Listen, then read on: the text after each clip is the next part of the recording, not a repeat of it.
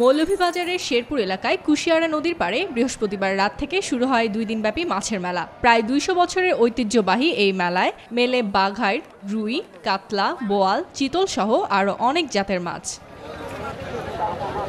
কুশিয়ারা, সুরমা, মনু নদী, হাকালুকি, কাউয়া দিঘি, হাইল হাওর সহ সিলেটের বিভিন্ন এলাকা থেকে নিয়ে আসা হয় এসব মাছ।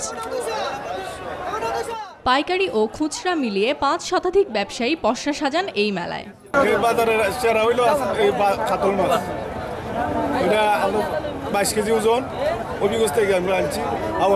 আমাদের ঐতিহ্যবাহী মেলা, এই মেলার জন্য আমরা অপেক্ষায় থাকি।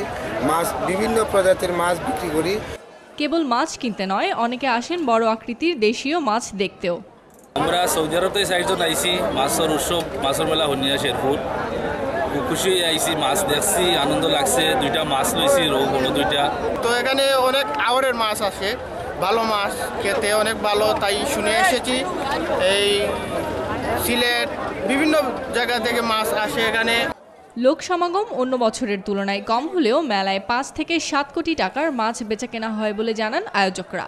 বিভিন্ন আওর থেকে সারা বাংলাদেশ থেকে মাছ এখানে আসছে এবং ক্রয় বিক্রয় সুন্দরভাবে হচ্ছে এবং ক্রেতারা সুশৃঙ্খলভাবে মাছ কিনে তাদের গন্তব্যস্থলে পৌঁছে যেতে পারছে। শনিবার ভোররাত পর্যন্ত চলে এই মাছের মেলা। Desk report, news 24।